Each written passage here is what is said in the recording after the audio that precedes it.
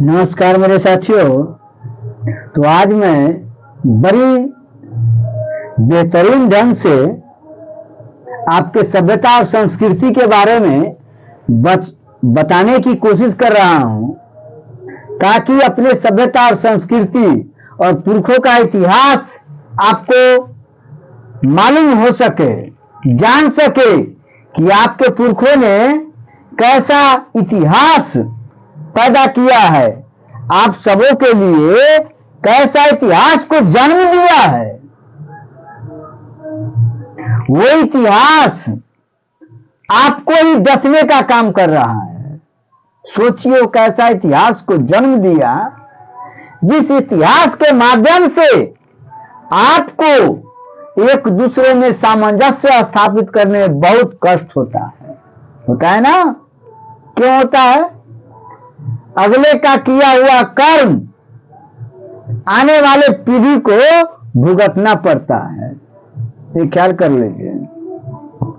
आज आपके ही इतिहास के बारे में चर्चा करने जा रहा हूं, जिस इतिहास को जान करके आपको रोंगटे खड़े हो जाएंगे और सोचिएगा कि मेरा पुरखों का इतिहास कैसा था।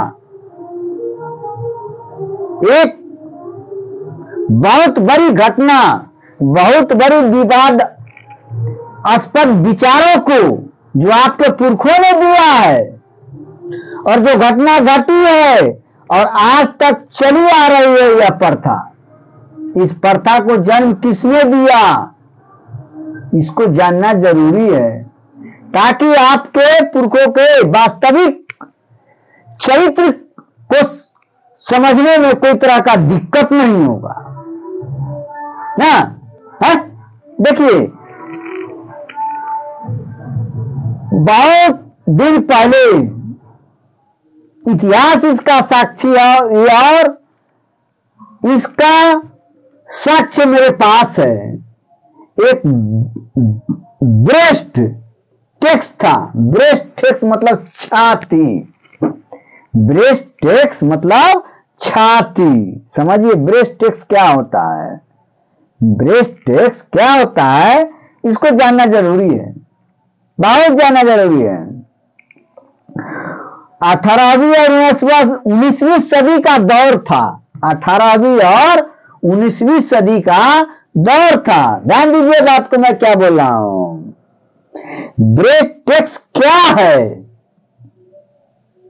समझिए। केरल में मूल निवासियों का एक प्रथा था। एक प्रथा था। क्या प्रथा था? इसको प्रथा कहिए, सुप्रथा कहिए, कुप्रथा कहिए, आपके ब्रेन पर डिपेंड करता है, आपके मानसिकता पर डिपेंड करता है, मेंटेलिटी पर डिपेंड करता है। एक कुप्रथा काफी जोर शोर पकड़े हुए था। ध्यान दीजिए मेरे विचारों को। अगर किसी दलित महिला, दलित मतलब समझते हैं ना, मैं दलित का मतलब कोई कास्टेज वाइज नहीं करने जा रहा हूं। दलित का मतलब होता है आर्थिक रूप से, मानसिक रूप से, शारीरिक रूप से, सामाजिक रूप से दबा और कुचला हुआ, दबा और कुचला हुआ। वैसे समाज से निकली हुई प्रथा को दलित प्रथा कहा जाता है। नहीं समझे बात को? है? उस समय केरल, त्रावणकोर, जो वर्तमान में केरल के नाम से जाना जाता है, वहां का शासक हुआ करता था। समझ गए ना? जो यह टैक्स लगाए हुए था। टैक्स क्या लगाया उसको समझिए। यदि कोई दलित महिला, दलित समाज की महिला किसी सवर्ण के सामने, सवर्ण का मतलब ये मत समझिएगा, सवर्ण मतलब समान वर्ण का मतलब यहां ये नहीं है, ये कलांतर का बीता हुआ बात है। सवर्ण के साथ जब आमने सामने हो जाता था दलित महिला, दलित की जो महिला थी उसका स्तन काफी बढ़ा चढ़ा हुआ होता, सुंदर होता, उसके नजर में चढ़ जाता। किसको? सवर्णों को। सवर्ण से यदि आमने सामने हो जाता कोई दलित महिला तो उस महिला को दंड के रूप में, दंड के रूप में, क्या दंड के रूप में अपने छाती को उघाड़ करके दिखलाना पड़ता था। सोचिए ये कैसी प्रथा थी, ये कैसी प्रथा थी, उसको समझने की कोशिश कीजिए। मैं कोई आपका दुश्मन नहीं हूं, मैं किसी जातिगत भेदभाव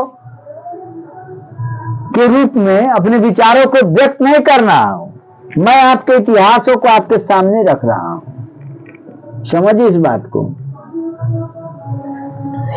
कि जब कोई छाती उघाड़ करके दलित महिला सवर्णों के सामने जब आ जाती थी तो नहीं दिखलाता था, नहीं दिखलाती थी, तो जब वो इनकार करती थी कि हम नहीं दिखलाएंगे, हम नहीं दिखलाएंगे, तो उसको टैक्स देना पड़ता था। जिसका जितना सुंदर स्तन होता था उतना बड़ा टैक्स लगता था। सोचिए वहां का राजा कैसा था, उसका पैदाइशी कैसा था, उन सवर्णों का विचारधारा कैसा था। ये बहुत दिन की घटना नहीं है, ये जो है बहुत दिन की घटना नहीं है। यह घटना जो है 26 जुलाई 1859 का है। ध्यान दीजिए मैं क्या बोल रहा हूं, 26 जुलाई 1859 का है, मतलब 18वीं सदी और 19वीं सदी के बीच में यह घटना घट रहा था। सोचिए ये त्रावणकोर की घटना है, त्रावणकोर की घटना है जो वर्तमान में केरल के नाम से जाना जाता है। केरल तिरुवनंतपुरम राजधानी है इसका, समझिए बात को। तो जिसको जितना ब्रेस्ट मतलब छाती, स्तन, और जितना बड़ा होता था उतना टैक्स देना पड़ता था, जितना सुंदर उसको देखने में लगता था उतना टैक्स देना पड़ता था। तो खूब उघाड़ करके उसके सामने रहिए नंगे होकर के, ऐसा संविधान का निर्माण किया था। कौन? सवर्णों ने। समझिए, अगर टैक्स देने से इनकार करती थी, असमर्थता व्यक्त करती थी, तो उसे छाती काट करके उसके सामने समर्पित कर देना पड़ता था। सोचिए कितना घिनौना प्रथा था। मैं क्या बोला हूं, कितना घिनौना प्रथा था, इसको समझिए आप। और तो और क्या, इस घृणित कुप्रथा को देखा नहीं गया, इस घृणित कुप्रथा को देखा नहीं गया, बर्दाश्त नहीं हुआ कि कैसी कुप्रथा है, इस सवर्णों का कैसी कुप्रथा है। तब इसके विरोध में नारायण गुरु जोरदार बहिष्कार किया, जोरदार बहिष्कार किया और आंदोलन चलाया, आंदोलन चलाया, बढ़ चढ़ करके हिस्सा लिया कि नहीं, मैं इस घृणित प्रथा को बर्बाद नहीं किया तो नारायण गुरु मेरा नाम नहीं। और उसने अपने प्राणों को आहुति दे दिया, फिर भी ये कुप्रथा चलते रहा। तब जाकर के नारायण गुरु के जो विचार था वो विचार जो था वो दलितों के प्रति काफी सहानुभूति पैदा करता था, काफी दर्द होता था। किसको? नारायण गुरु को। उस प्रथा को जो अगेंस्ट किया उस समय टीपू सुल्तान था, मैसूर का शासक, कर्नाटक, मैसूर जो अभी कर्नाटक के नाम से जाना जाता है, वो मैसूर का शासक था हैदर अली।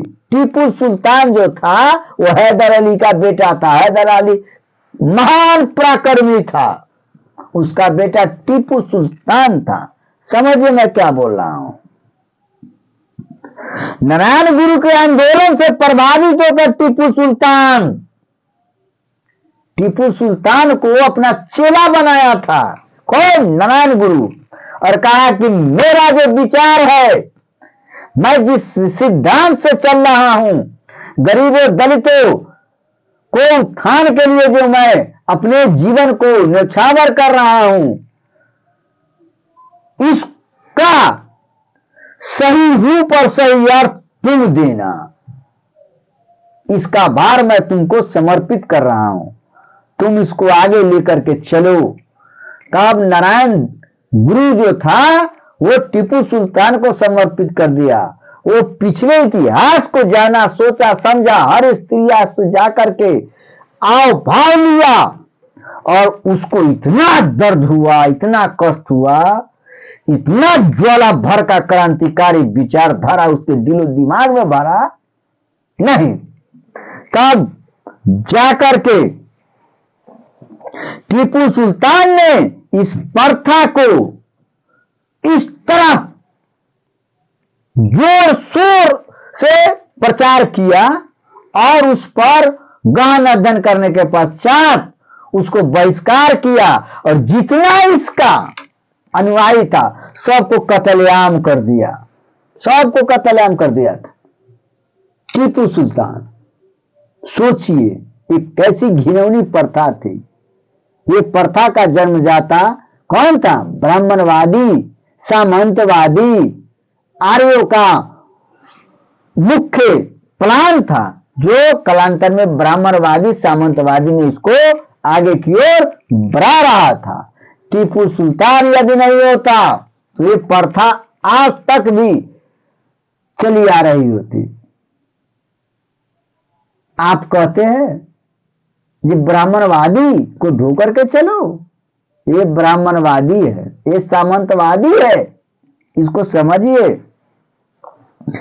इसको समझने की कोशिश, इसको प्रथा को बंद करवाने में नारायण गुरु का अमूल्य योगदान रहा, अमूल्य योगदान रहा। बहुत ये अपने आप को बलिदान दिया, सब टीपू सुल्तान का जन्म हुआ। वही टीपू सुल्तान ने इस प्रथा को खत्म किया, बर्बाद कर दिया। समझ गए ना? और इस योगदान को डॉक्टर भीमराव अंबेडकर ने साकार किया। डॉक्टर भीमराव अंबेडकर साकार किया और एक लिखित संविधान के रूप में पूरे भारतीयों को दिया। एक नया संविधान जो अंबेडकर के संविधान के नाम से जाना जाता है। 26 जनवरी 1950 में इन सबको पैरों तले कुचल करके अपना एक नया संविधान दिया, जो आज सारा बहुजन समाज फल फूल रहा है। समझ गए ना? इसको दंडनीय अपराध के रूप में घोषित किया। समझ रहे बात को? इसका उद्देश्य क्या था? इसका उद्देश्य था कि हमारा जो विचार है ये जन्मों जन्मांतर तक चलते रहे, मैं जो कहूं वो सर्वमान्य हो। इसका मुख्य उद्देश्य था। ये कौन था? ये कौन था? ये ब्राह्मणवादी सामंतवादी विचारधारा के लोग था। इसको तोड़ना, पैरों तले कुचलना अगले पीढ़ी का उद्देश्य। विरोध कौन विरोध किया? विरोध कौन किया? हमारा बहुजन समाज का कोई चला हुआ टुकड़ा। ये सामंतवादी ब्राह्मणवादी जो विचारधारा है ये आज भी फल फूल रहा है। आज देख रहे हैं ना, नीतीश कुमार के कैसे चंगुले फंसा लिया, बर्बाद कर दिया, उसका चेहरा दिखा करके वोट ले लिया, बहुमत दल का नेता बन गया, बहुमत दल के पार्टी बन गया, उसको पैरों तले कुचल दिया। यही है ब्राह्मणवादी, सामंतवादी, बहुरूपिया, छलिया, कैसे आपको डैमेज किया जाएगा, आप ही के हृदय में से निकल करके आपको वार कर देगा। यही है छलिया, बहुरूपिया, इसको समझिए। परिणाम क्या हुआ? परिणाम तो यही हुआ कि लाख कोशिश कर लीजिएगा, लाख पढ़ लिख लीजिएगा, दिमाग लगा लीजिएगा, किसी तरह का दिमाग लगाइए, आपको चलने नहीं देगा, क्योंकि आप में हिम्मत नहीं है, साहस नहीं है, आप माधर चोद का पैदाइशी है, आपका पैदाइशी में फर्क है, न साहस है, न बल न है, कोई चीज नहीं है, लड़ने का साहस भी नहीं है, किसी को जुट्ठा कुट्ठा उठा करके जीवन यापन जिएगा और उसी के अनुरूप आप चलिएगा, जो नीतीश कुमार आज ने किया। यही है आर्यों का प्राण। जय हिंद, जय मूल निवासी, जय बहुजन समाज।